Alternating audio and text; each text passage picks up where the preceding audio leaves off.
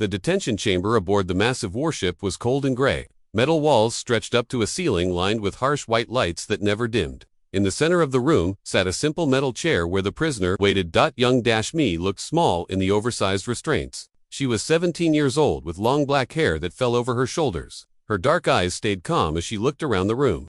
She did not struggle against the metal bands around her wrists. She did not cry or beg like most prisoners did. The door hissed open and General Vex Corvain entered the chamber. He was huge compared to the human girl. His reptilian body stood nearly 3 meters tall. Green scales covered his thick arms and broad chest. His head was long and narrow, like a crocodile with rows of sharp teeth. Yellow eyes studied the prisoner with cold interest. Behind the general came his officers.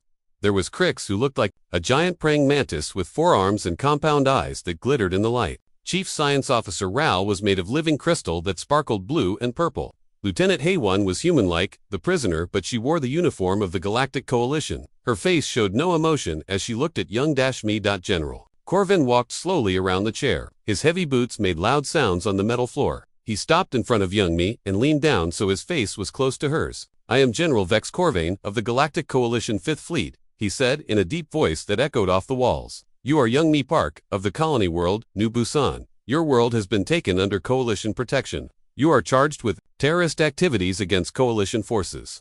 Young-me looked up at him without fear. "I only defended my home." The general laughed. It was a harsh sound, like grinding metal. "Your home belongs to the Coalition now.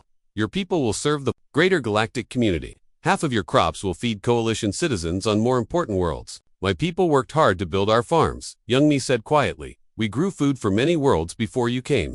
We traded fairly with all species. Trade is inefficient." Officer Crix clicked with his mandibles. "Coalition control ensures proper resource distribution." Young-me shook her head. "You took our food and left our children hungry. You forced our young men to work in your mines. You destroyed our temples and schools." General Corvain studied her face. Most humans broke down crying by now. They begged for mercy or shouted angry words. This girl stayed calm like she knew something. He did not. "Tell me about the resistance fighters on your world," the general demanded. "Where are their bases? How many weapons do they have? What are their plans?" "There are no resistance fighters," Young-me said. "Just farmers who want to be left alone." "Lies." The general slammed his fist on the arm of her chair. The metal rang like a bell. "Our forces were attacked during the occupation. Supply convoys were destroyed. 3 of our patrol ships vanished without sending distress signals." Young-me tilted her head slightly. "Those things happened, yes, but not because of resistance fighters." "Then who attacked our forces?" Young-me was quiet for a long moment. She seemed to be thinking carefully about her words. Finally she spoke. "My dragon helped me protect our people." The room fell completely silent. General Corvain stared at the girl. Officer Crix's compound eyes widened. Even Chief Ral's crystal body stopped sparkling. Then the general began to laugh. It started as a low rumble in his chest and grew louder and louder until it filled the entire chamber. The other officers joined in. Crix made clicking sounds of amusement. Lieutenant Haywan shook her head with a sad smile. "A dragon," General Corvain gasped between laughs. "This primitive child thinks she has a dragon." Young-me waited for the laughter to stop. Her expression did not change. When the room was quiet again, she spoke in the same calm voice. "His name is Taeho. He has been my friend since I was 7 years old." This made the general laugh even harder. He turned to his officers. "Do you hear this? The stress of capture has broken her mind. She retreats into childhood fantasies to cope with reality." "Dragons are mythological creatures from human folklore," Chief Ral explained to the others. "Humans invented these stories to explain natural phenomena they could not understand.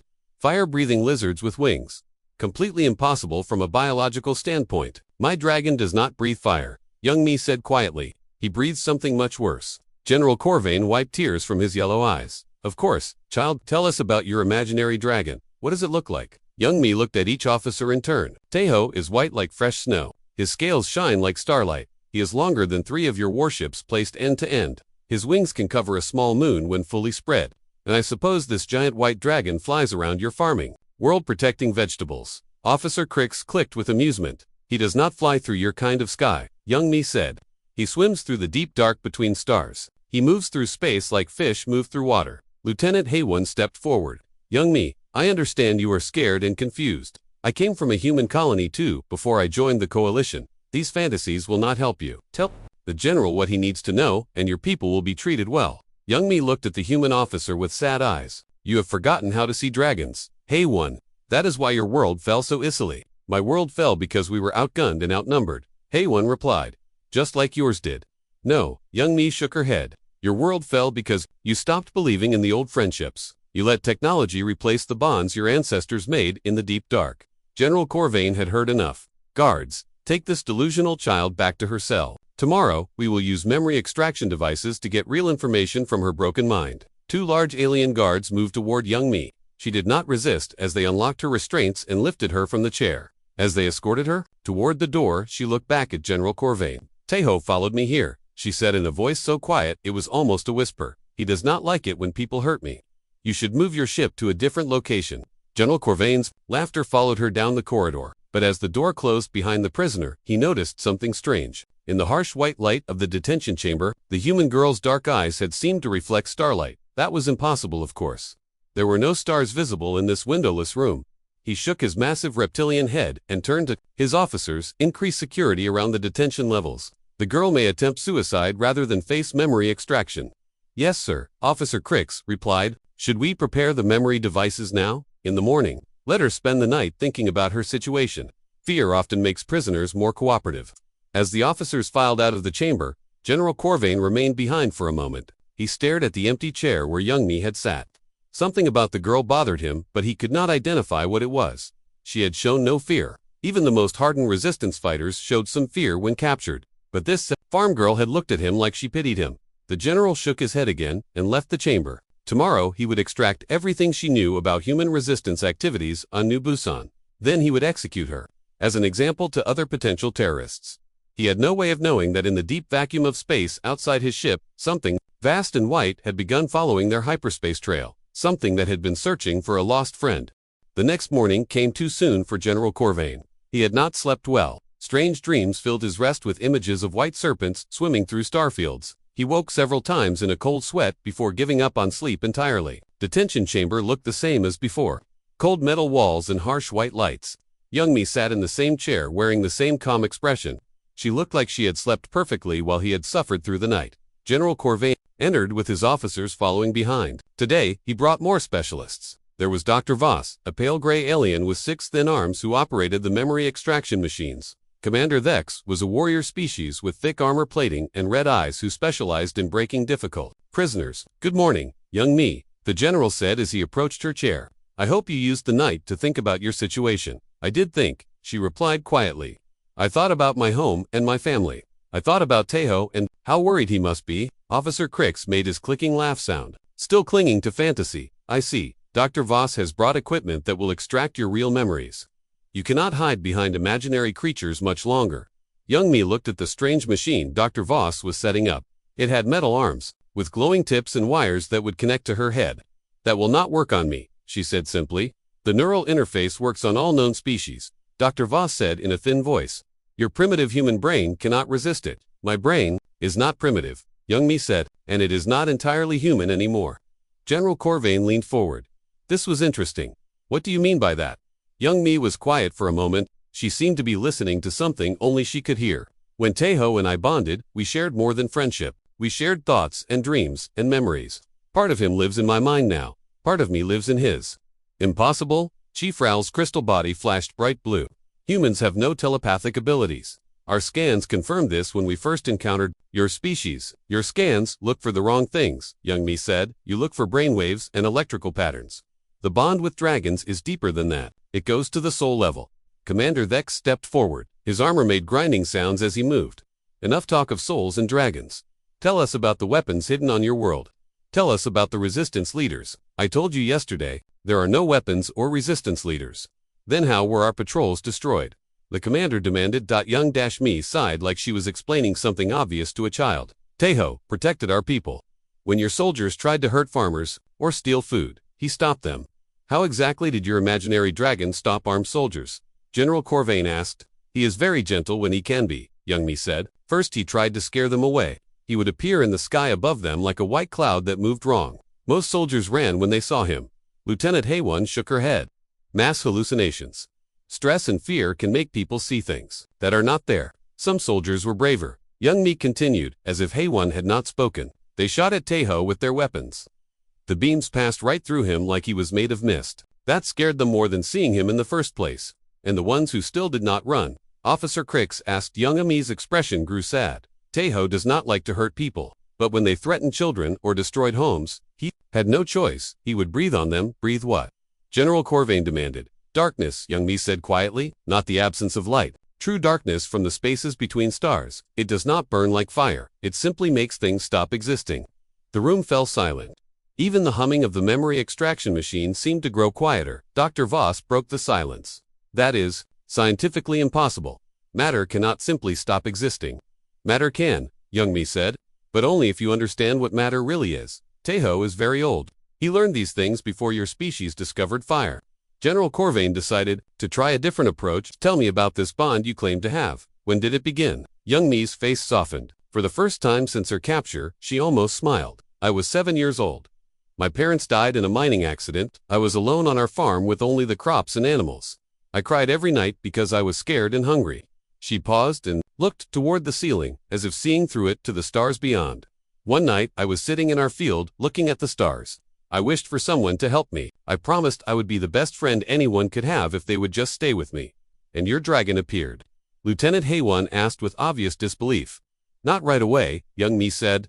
First I heard singing. It was the most beautiful sound I had ever heard. Like whale songs but made of light instead of water. The singing came from everywhere and nowhere. She closed her eyes and smiled for real this time. Then the stars began to move. What I thought was empty space between them started to shift and flow. Taeho uncurled himself from around our solar system. He had been there all along, sleeping and waiting. Waiting for what? General Corvain found himself asking, despite his skepticism. For someone to need him, for someone to believe in him. Dragons are not pets or servants. They are partners. They choose their humans as carefully as humans choose them. Commander Thex made a disgusted sound. Enough of this nonsense. Connect the memory extractor and get real information from her. Dr. Voss moved toward Young Mi with the glowing metal arms of his machine. As soon as the first probe touched her forehead, alarms began screaming throughout the ship. The lights in the detention chamber flickered and went out. Emergency lighting cast everything in red shadows. Through the ship's communication system came the voice of the bridge crew. General Corvain to the bridge immediately. We have a massive contact on sensors. A known vessel approaching at impossible speed. General Corvain looked at Young Mi. In the red emergency lighting, her eyes seemed to glow with their own inner light. That is not a vessel, she said calmly. That is Taeho. I told you, he followed me here. The general felt something cold settle in his stomach. Impossible. Our sensors would have detected any ship following us through hyperspace. Taeho does not travel through hyperspace, Young Mi said as she stood up. The restraints around her wrists had somehow come loose. He travels through the deep dark, the places between dimensions where your sensors cannot reach. More alarms joined the first ones. The ship shuddered as if something massive had brushed against its hull. He is here now, Young Mi said with quiet satisfaction. He has been looking for me for 3 days. Dragons do not like to be separated from their bonded humans. General Corvain backed toward the door. His officers followed him with expressions of growing panic on their alien faces. This is some kind of trick, he said, but his voice lacked conviction, an illusion, or advanced technology. Young Mi walked to the chamber's small viewport and placed her hand against the reinforced glass. Look outside, General. See if you still think Taeho is just a story. Against his better judgment, General Corvain approached the viewport. What he saw through the thick glass made his blood freeze in his veins. Something impossible was moving in the darkness of space beyond the ship. Through the viewport, General Corvain saw something that made his rational mind reject what his eyes were telling him. A massive white shape moved through the vacuum of space like it was swimming through water. It was too large to be real and too graceful to be a machine. The creature's body stretched longer than the general's flagship. White scales covered its serpentine form, and each scale seemed to contain trapped starlight. Wings that could cover small moons folded against its sides. Most disturbing were its eyes. They were larger than the ship's bridge and glowed with the light of ancient stars. Impossible, General Corvain whispered. His hands shook as he gripped the viewport frame. Young Mi stood beside him with perfect calm. You see him now. Do you still think Taeho is just a story? The dragon moved closer to the ship. Its massive head turned toward the viewport where they stood. When its star-bright eyes focused on Young Mi, she placed both hands against the glass and smiled. Hello, old friend, she said softly. I am sorry they took me away. The dragon's mouth opened slightly. No sound came through the vacuum of space, but the ship's hull began to vibrate with deep harmonics.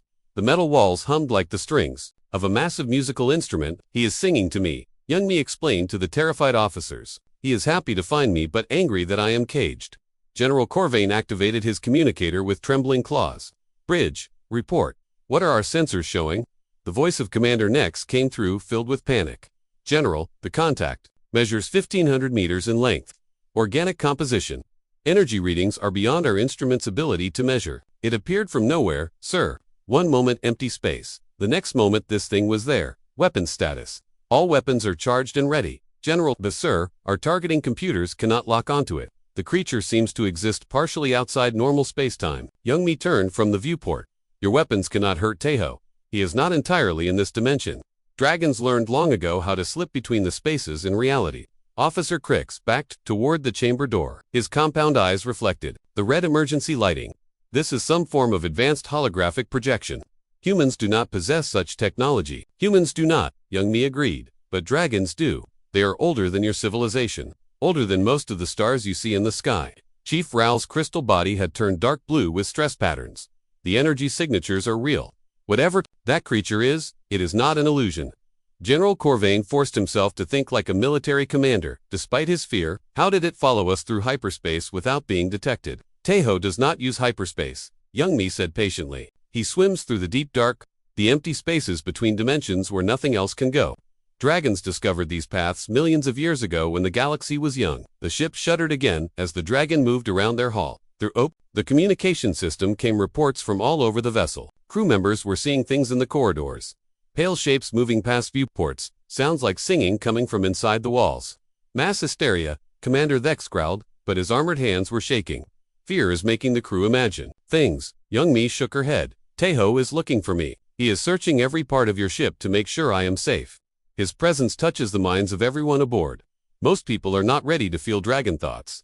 Lieutenant Haywan approached the viewport cautiously. If this creature is real, why have we never detected dragons before? The Coalition has explored thousands of star systems. Because dragons hide from species that hunt and kill. Young Mi replied, your Coalition conquers and enslaves. Dragons only reveal themselves to people who offer friendship instead of domination. The General's communicator crackled again. Sir, we have reports from all decks. Crew members are collapsing with severe migraines. The medical bay is overwhelmed. Dr. Kelm says their brain scans show impossible activity in areas that should be dormant. Teho is trying to be gentle, Young Mi said with concern in her voice. But your people's minds are not prepared for contact with a dragon consciousness. You should move your ship away from him. We are not retreating from some oversized space animal. General Corvain snarled, trying to recover his military bearing. Battle stations. Target all weapons on that creature. Young Mi's expression grew sad. You still do not understand what you are facing. The ship's massive plasma cannons swiveled toward the dragon. Targeting displays showed the creature's outline but could not achieve weapon lock. The computers kept displaying error messages about impossible target parameters. Fire anyway, the general ordered manual targeting. Brilliant beams of concentrated energy lanced out toward the dragon. The plasma bolts struck Teho's scales and created spectacular light displays as they were absorbed harmlessly. The dragon paused in his search and turned his enormous head toward the ship's weapon ports. For a moment, nothing happened. Then Teho opened his mouth. What emerged was not fire or plasma. It was pure darkness. Not the simple absence of light, but something deeper and more fundamental. The dark stream passed through the ship's shields like they did not exist. Where it touched the ship's hull, systems simply stopped working. Lights went out section by section. Weapons powered down. The artificial gravity fluctuated wildly. In minutes, the mighty Coalition warship was drifting, helpless in space, with only life support still functioning. He turned off your weapons without damaging them. Young Mi, observed Teho does not want to hurt your crew. He just wants you to stop attacking him. General Corvain stared at his dead control panels in shock. How is that possible? Our shields should have stopped any form of energy weapon. Dragon breath is not energy, Young Mi explained, it is possibility. Teho breathed the possibility that your weapons would not work. In the deep dark, thought and reality are the same thing. The ship's emergency communicator activated. Commander Nex's voice was barely controlled. Panic. General, all primary systems are offline. Engineering reports that nothing is damaged but nothing responds to commands. It is like the ship has simply forgotten how to work. Young Mi walked back to the viewport where Teho waited patiently. The dragon's star-bright eyes met hers through the glass. She placed her hand against the transparisteel and spoke in a voice only she and the dragon could hear. After a moment, she turned back to the officers. Teho says he will restore your ship's power if you release me. He does not want to harm anyone, but he will not leave without his bonded human. General Corvain looked around at his terrified officers. In one attack, this impossible creature had assembled the most advanced warship in the Coalition fleet. If there were more dragons protecting other human colonies, the military implications were staggering. "What guarantees do we have?" he asked quietly. "Dragons do not lie," Young Mi said simply. "It is not in their nature to deceive. If Taeho says he will restore your ship, he will keep that promise." The general realized he had no choice. His proud warship was helpless against a creature that should not exist. More importantly, if this girl was telling the truth about dragons bonding with humans across the galaxy, the Coalition faced a threat they had never imagined. "Very well," he said through gritted teeth, "you will be released. But this changes nothing. The Coalition will adapt to deal with your dragons." Young Mi looked at him with something almost like pity. "You still do not understand. General Taeho is not the only dragon who has been waiting for you to find us." Outside the viewport, more shapes began emerging from the deep dark between stars. General Corvain watched in growing horror as more dragons materialized around his disabled ship. Each one was different from Taeho, but equally massive and impossible. A dragon with scales like burning coals that glowed red against the darkness of space, another whose midnight black hide seemed to absorb starlight itself, a third whose golden form pulsed with energy that made nearby space ripple like water. "How many are there?" he whispered. Young Mi stood at the viewport, counting silently. 7 in this sector, each one bonded to a human colony that your Coalition marked as conquered. The implications hit General Corvain like a physical blow. Every human world the Coalition had easily subdued might have a dragon guardian. Every victory they celebrated might have been a lie. "Impossible," Officer Crix clicked. "Weekly, our intelligence reports showed no resistance on those worlds. The humans surrendered without fighting." "The humans did surrender," Young Mi agreed, "but their dragons were sleeping. Dragons only wake when their bonded humans are in great danger or when other dragons call to them." Lieutenant Haywin approached the viewport on unsteady legs. "You are saying every human colony has one of these creatures?" "Not every colony," Young Mi said sadly.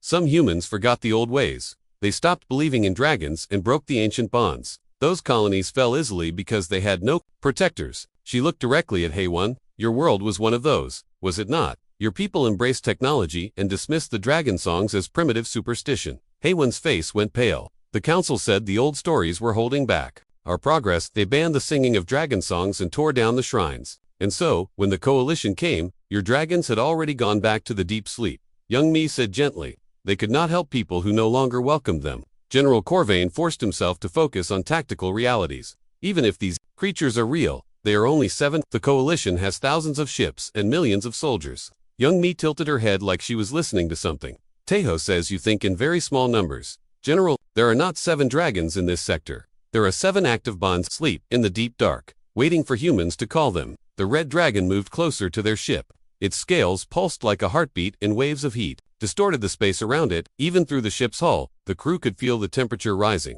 "That one is bonded to Minho, of the farming world," Sejong, Young Mi said. "Your forces burned his family's grain fields and took his sister to work in the mines. His dragon, Sulji, has been very patient, but patience has limits." As if responding to her words, Sulji opened his mouth. Instead of darkness like Taeho had breathed, this dragon exhaled pure heat. Not fire that burned, but thermal energy that made metal expand and electronics overheat. Warning lights flashed as the ship's cooling systems struggled to compensate. "He is giving you a gentle warning," Young Mi explained. "Sulji could melt your ship to molten metal if he chose to, but he prefers to let you leave alive to spread word of what you have seen." Commander Thek stepped forward, his armor clanking. "We cannot show weakness to a primitive species. The other Coalition races would see it as betrayal." "The other races?" Young Mi mused. "Yes, they will be very interested to learn about dragons. Tell me, General, what will happen when the bird people of Nexus Prime discover that humans have allies who can swim through the deep dark? What will the machine minds of Cyber Collective think when they realize their sensors cannot detect dragon movement?" General Corvain felt his certainty crumbling. The political ramifications were staggering. If humans had such powerful protectors, other species might reconsider their support for Coalition expansion. Some might even switch sides. His communicator crackled with desperate voices from the bridge. "General, the heat buildup is affecting critical systems. Life support is operating at minimal capacity. We need to move away from these creatures immediately." "The golden dragon is HI," Young Mi continued, pointing to the third creature. "She is bonded to the technical colony of New Sol. Your engineers tried to steal their fusion technology and forced their scientists to build better weapons. HI did not approve." The golden dragon's body pulsed with increasing brightness. Waves of exotic energy radiated from its scales and interfered with the ship's remaining electronics. Displays flickered and instruments gave impossible readings. "What is it doing, Chief?" Ral asked. his crystal body now completely dark blue with stress. HHA breathes possibility like Taeho, Young Mi said. But she specializes in technological possibility. She can make your computers forget how to compute. She can convince your engines that fuel does not burn. She can persuade your life support that air is not necessary. More alarms began sounding as systems throughout the ship malfunctioned in impossible ways. The artificial gravity reversed itself briefly, leaving everyone floating near the ceiling. The lights changed colors randomly. The communicators began playing music instead of transmitting voices. Make it stop, General Corvain demanded. Young-Mi spoke quietly to the air. The dragons seemed to hear her because their threatening displays slowly diminished. The temperature returned to normal. The gravity stabilized. The electronics resumed normal function. They listened to you, Lieutenant Haywon observed with wonder. Dragons respect their bonded humans, Young Mi replied. But more than that, they trust us to make good decisions. I asked them to give you another chance to choose wisdom over violence. General Corvain looked around at his officers. Their alien faces showed the same mixture of fear and disbelief he felt. Everything they thought they knew about human capabilities had been overturned in a single day. What do you want from us? He asked finally. Leave human colonies alone, Young Mi said simply. Let our people live in peace. Trade with us as equals instead of trying to conquer us as slaves. The Coalition Council will never accept those terms, Commander Thex protested. Human worlds have resources we need. Your agricultural output feeds dozens of Coalition species. Then make fair deals, Young Mi suggested. Pay honest prices for our crops. Offer technology and protection in exchange for food. Build relationships instead of extracting tribute. Officer Crix's compound eyes studied the dragons through the viewport. And if the Coalition refuses, if we decide these creatures are too dangerous to leave free, Young Mi's expression grew cold. Then you will discover why dragons chose to make friends with humans instead of any other species. We are not the most advanced race in the galaxy. We are not the strongest or the smartest. But we are the most loyal. She gestured toward the 7 massive creatures surrounding their ship. Each dragon out there has lived for millions of years. They have seen civilizations rise and fall. They have watched stars be born and die. They chose to bond with humans because we alone among all species keep our promises. Promises can be broken, General Corvain said, not by humans who bond with dragons. Young Mi replied firmly. The bond changes us. Makes us better than we were before. A human who would betray a dragon's trust could never form the bond in the first place. The midnight black dragon moved into view. Its wings were spread wide, blocking out stars. Where Taeho reflected light and Solgi generated heat, this creature seemed to absorb everything around it.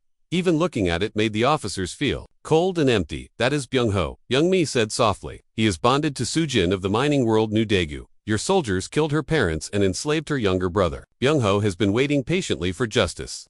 The black dragon's eyes fixed on General Corvin through the viewport.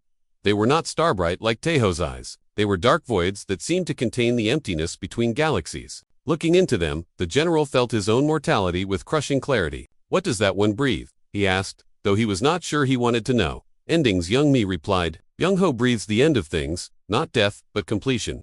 The natural conclusion of stories that have gone on too long. General Corvin understood the threat. This dragon could end his story, end his ship, end the Coalition itself if it chose to. The fact that it waited patiently instead of acting was not mercy but judgment. The dragons were giving the Coalition one chance to change course. I cannot make decisions for the entire Coalition, he said finally. No, Young Mi agreed. But you can carry a message back to your leaders. Tell them that humans are not the helpless primitives they believed. Tell them about the dragons and the bonds that make us stronger together than we could ever be alone. She placed her hand against the viewport one more time. And tell them that this is their only warning. The next time Coalition forces attack a human world, the dragons will not be so patient. General Corvain realized that everything had changed. The balance of power in the galaxy had shifted in ways his superiors could never have anticipated. The age of easy conquest was over. The 7 dragons arranged themselves around General Corvain's ship like living constellations. Each creature was a masterpiece of impossible biology and ancient power. They moved with fluid grace through the vacuum of space, their massive forms defying every law of physics. The Coalition understood. Taeho positioned himself directly in front of the ship's main viewport. His white scales caught and reflected the light of distant stars, creating patterns that shifted like aurora across his serpentine body. When he spread his wings, they revealed delicate membranes that sparkled with trapped starlight. He wants to show you something, Young Mi said softly. She pressed both hands against the transpersonal viewport and closed her eyes. Taeho is going to share a memory with me. Something he thinks you need to understand. General Corvin watched as the girl's expression grew distant. Her breathing slowed and her dark eyes began to glow with the same starlight that filled the dragon's scales. When she spoke again, her voice carried harmonics that resonated through the ship's hull. Long ago, when the galaxy was young and most stars still burned, blue-white with youth, there was a race called the Eternal Ones. They built ships that could cross the galaxy in days. They had weapons that could destroy entire solar systems. They considered themselves the rightful rulers of all space. The other officers gathered around the viewport, drawn by the strange music and young Mi's voice. Even their fear could not overcome their fascination with what she was revealing. The Eternal Ones encountered dragons in the deep dark between dimensions. At first, they tried to capture and study them. When that failed, they tried to destroy them. The dragons were peaceful, then, content to swim through the void and sing their ancient songs. Young Mi's eyes opened, but they now glowed with silver light instead of their natural brown. The war lasted for 10,000 years. The Eternal Ones had superior technology, but dragons had something more important. They had time and patience, and the ability to exist in places where physical laws meant nothing. General Corvain found himself leaning forward despite his fear. What happened to the Eternal Ones? They forgot how to exist, young Mi replied in her strange harmonic voice. The dragons did not kill them. They simply convinced reality that the Eternal Ones had never been real in the first place. An entire civilization that spanned half the galaxy was edited out of existence like words erased from a page. The implications sent chills through every officer in the room. If dragons could erase entire civilizations from reality itself, what hope did the coalition have against them? But dragons learned something from that war, young Mi continued. They learned that destruction, even necessary destruction, leaves scars on the universe. They decided never again to unmake an entire species. Instead, they would find allies, partners who could help them protect the galaxy from those who would abuse power. She turned to look directly at General Corvain. That is why dragons chose humans. We were young and primitive, but we had something the Eternal Ones lacked. We had the capacity for genuine friendship. We could love creatures that were not like us. Lieutenant Haywan stepped closer to the viewport. How long have humans and dragons been bonded? Since your species first looked up at the stars and wished for friends among them, young Mi replied. The first human to bond with a dragon was a child named Haniel who lived 50,000 years ago. She was alone and scared, just like I was when Teho found me. The silver light in young Mi's eyes grew brighter. Haniel's dragon was called Bitna, which means shining light. She taught the child how to listen to the songs that flow through the deep dark, how to speak with thoughts instead of words, how to see possibilities that others missed. What happened to them? Officer Crix asked. They are still together, young Mi said with a smile. Bitna carries Haniel through the spaces between galaxies now, exploring regions of the universe that no one else has ever seen. When a human bonds with a dragon, the partnership lasts forever. General Corvain felt something cold settle in his stomach. Forever. Dragons do not age the way other creatures do, young Mi explained. They exist partially outside normal time. When they bond with a human, they share that timelessness. Haniel has been 7 years old for 50 millennia now, and she will remain 7 for 50 millennia more, if she chooses. The general looked out at the massive creatures surrounding his ship with new understanding.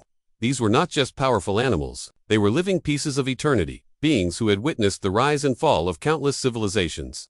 How many bonded pairs are there? He asked quietly. Young Mi closed her eyes and seemed to listen to voices only she could hear. In this galaxy, perhaps 1,000 active bonds, but millions of dragons sleep in the deep dark, waiting for the right humans to call them. And in other galaxies, ... double quotes, she paused. There are so many, I cannot count them all. Commander Thex's armor clanked, as he shifted nervously. If humans have such powerful allies, why did you let the coalition conquer your worlds?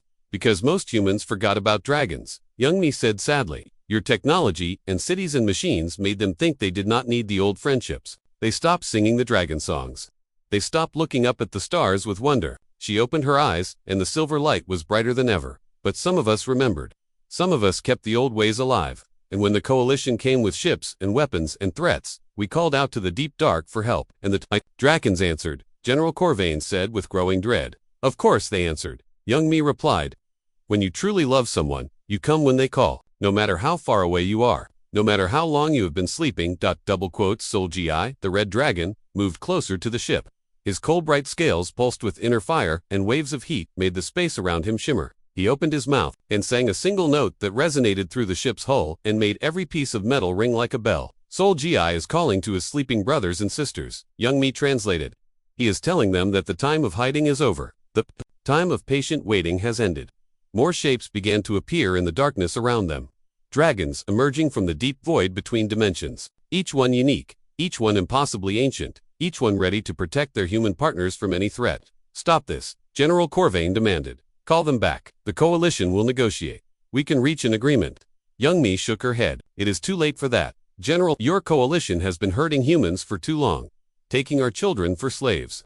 Stealing our food while our families starve. Destroying our homes and calling it progress. The silver light in her eyes pulsed with each word. Dragons are patient, but they are not passive. They have been watching your coalition's crimes for years, waiting to see if you would find wisdom on your own. And now, Officer Crix asked. Now they will teach you wisdom. Young Mi said simply. Taeho raised his massive head and opened his mouth.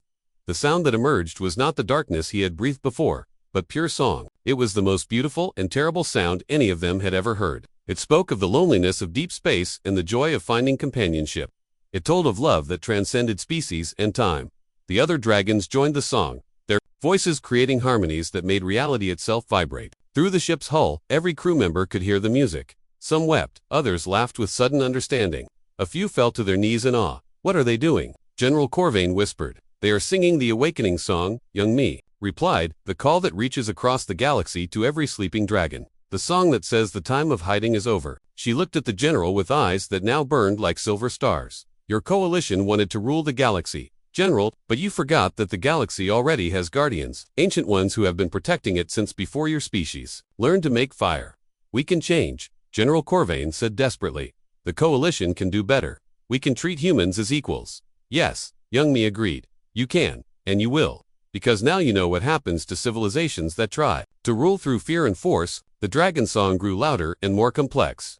Through the viewports, they could see more dragons appearing in the distance. Dozens of them, then hundreds. The awakening has begun, Young Mi said with quiet satisfaction. Soon, every human world will have its protector, and the galaxy will learn that some friendships are stronger than any empire. General Corvain realized that his ship was witnessing the end of one age and the beginning of another. The age of coalition dominance was over. Before it had truly begun, the age of dragons had returned. The command center of General Corvain's flagship had become a gallery for witnessing the impossible. Through every viewport, dragons filled the darkness of space like living stars. They came in every size and color imaginable. Some were small and quick like cosmic serpents. Others were massive beyond comprehension, their bodies stretching across kilometers of space. Young Mi stood at the center of it all, her eyes blazing with silver light as she communicated with hundreds of ancient minds simultaneously. The bond that connected her to Taeho had expanded to include every dragon in the growing fleet. She was no longer just a 17-year-old farm girl. She had become a living bridge between two species. How many are there now? General Corvain asked, in a voice barely above a whisper. Young Mi tilted her head as if listening to distant voices. In this system, nearly 20. Across the galaxy, thousands more are awakening from their deep sleep. The song is spreading faster than light itself. Officer Crix approached one of the smaller viewports where a young dragon with scales, like polished jade, was performing impossible aerial maneuvers. That one is barely larger than our shuttlecraft. That is Xinhua, Young Mi said with a smile. She bonded with a human child named Dayun only last month. Dayun lives on the farming world of New Andong. Your forces have not reached her colony yet, but they were planning to. The implication was clear. The coalition's expansion plans were known to the dragons. Every target world, every military movement, every strategic decision was being watched by beings who could move undetected through dimensions the coalition did not even know existed. General Corvain activated his communicator with trembling claws. Get me a direct link to Coalition High Command. Emergency priority. The voice of Admiral Vex, the Coalition's supreme military commander, came through the static-filled channel. General Corvain, your ship has been silent for hours. Report your status immediately. Admiral, I need to speak with the full High Council. What I have to report will change everything we know about human capabilities. Are you requesting military support? Has the human prisoner proven more dangerous than expected? General Corvain looked at Young Mi, who was gently touching the viewport where Taeho waited patiently. Admiral, we are not dealing with a dangerous prisoner. We are dealing with a species that has allies we never suspected. I need immediate authorization to begin peace negotiations. The silence that followed lasted long enough for several more dragons to emerge from the deep dark and join the growing assembly. Finally, Admiral Vex responded with obvious anger. General, you will complete your mission as ordered. Extract intelligence from the human terrorist and proceed to the next target system. The High Council does not negotiate with primitive species. Young Mi turned from the viewport, her silver eyes focused on the communicator in the general's claws. May I speak with your admiral? General Corvain hesitated, then activated the device. Admiral, the human prisoner wishes to address you directly. Absolutely not. We do not grant communication privileges to terrorists, Admiral Yomi said, in a voice that carried the harmonic undertones of dragon song. I am Yomi Park, speaker for the Human Dragon Alliance. I am offering your coalition one opportunity to end this conflict peacefully. The channel went quiet, except for background static. Then Admiral Vex's voice returned, filled with contempt. The coalition does not recognize any human alliance. You are a conquered species. Accept your place or face the consequences. Young Mi sighed sadly. Then you have chosen the difficult path. She closed her eyes and spoke in the harmonic language of dragons. Around the ship, every dragon turned their massive heads toward space in the same direction. Their eyes began to glow brighter as they focused their attention on something far beyond the local system. What are they doing, Lieutenant? HFY asked. They are looking at your Admiral's flagship, Young Mi replied without opening her eyes. It is orbiting the coalition capital world, 700 light-years from here. General Corvain felt ice forming in his veins. Dragons cannot see across interstellar distances. Dragons exist partially outside normal spacetime, Young Mi explained patiently. Distance is just another dimension they can move through. Right now, Tejo is looking at Admiral Vex through the viewports of his command center. The communicator crackled with sudden panic. Admiral Vex's voice had lost all its authority. What is that thing? Security, ray shields, sound battle stations. Admito. Young Mi said gently, please look at your tactical displays. How many dragons do you see around your ship? The silence stretched for long minutes. When Admiral Vex spoke again, his voice was hollow with shock. Impossible. Our sensors show 50 large contacts surrounding the fleet, but they were not there. Moments ago, dragons move faster than your sensors can detect, Young Mi said. They have been watching your capital world for years. Admiral, they know the location of every coalition military base, every fleet deployment, every strategic resource. General Corvain understood the implications. If dragons could appear instantly around any coalition target, their military superiority meant nothing. Traditional naval tactics were useless against enemies who could ignore distance and time. What do you want? Admiral Vex asked, his pride finally broken. Peace, Young Mi replied simply. End the attacks on human colonies. Release the humans you have enslaved. Return the children you stole from their families. The High Council will never agree to those terms. Young Mi opened her eyes. The silver light had grown so bright it was difficult to look at her directly. Then the High Council will learn what happened to the Eternal Ones. The who? Admiral Vex demanded. Ask your historians, Young Mi suggested. Look for records of a great civilization that ruled half the galaxy 10,000 years ago. See what you can find about their sudden disappearance. She paused to let that sink in. Dragons are patient beings, Admiral. They prefer peaceful solutions. But they will not allow their bonded humans to suffer indefinitely. Through the communicator came the sounds of panicked voices and emergency alarms. Admiral Vex was trying to maintain control of a situation that had spiraled beyond his comprehension. I need time to consult with the High Council, he said finally.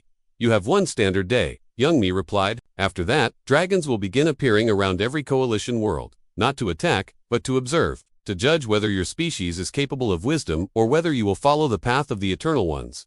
She gestured toward Tejo. Massive form blocked out entire sections of stars.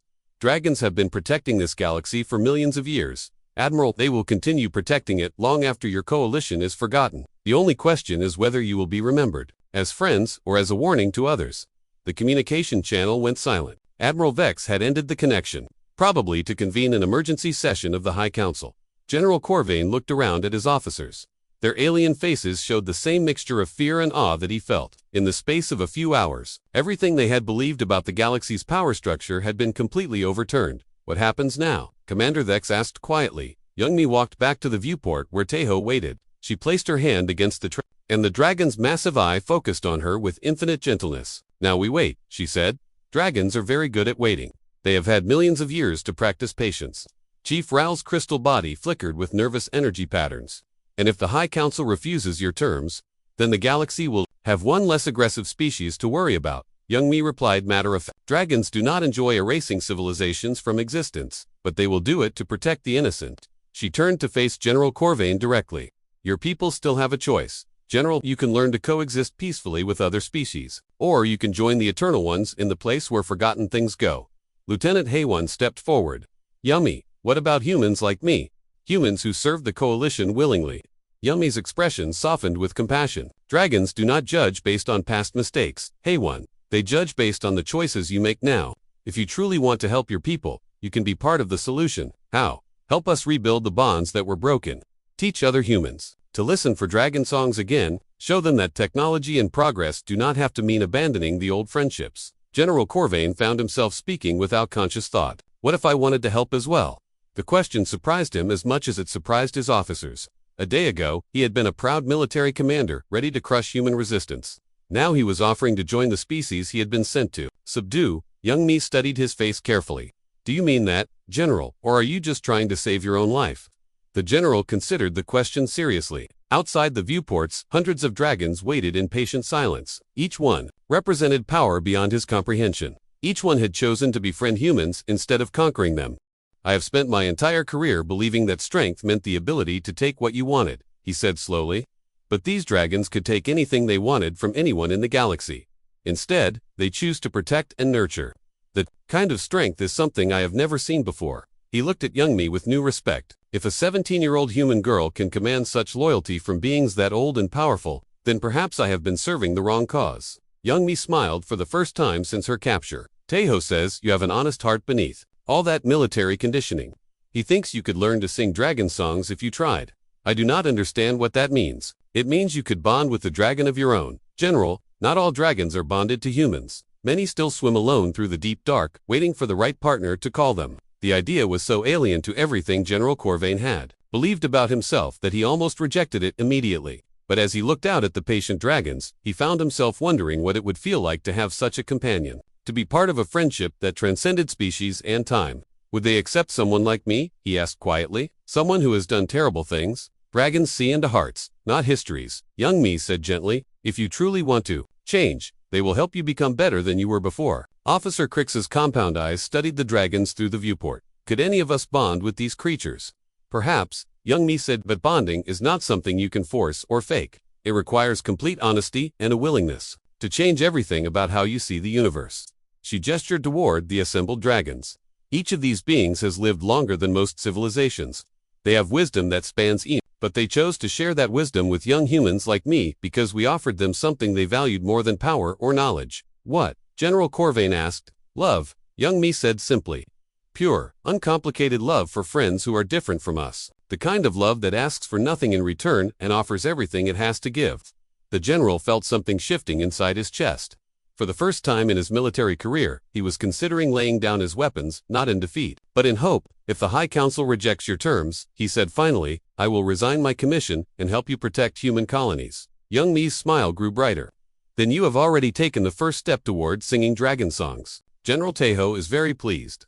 Outside the viewports, the white dragon spread his massive wings in what might have been approval. Other dragons began to move in slow, graceful patterns around the ship, their combined song creating harmonies that spoke of welcome and new beginnings. General Corvain realized that he was witnessing something unprecedented in galactic history, the birth of a new alliance between species that had been enemies hours before. The dragons had not conquered the coalition through force. They had conquered it through the simple power of offering friendship to those brave enough to accept it. As the dragon song filled the space around them, General Corvain began to understand that some victories were worth more than any military triumph. Some defeats opened doors to possibilities that conquest could never provide. The age of the coalition's expansion was ending. But for those wise enough to embrace change, the age of true partnership was just beginning. In the deep dark between stars, more dragons stirred from their ancient sleep, ready to welcome new friends into the endless dance of cosmic friendship. The galaxy would never be the same. And that, General Corvain realized, with growing wonder, was exactly as it should be.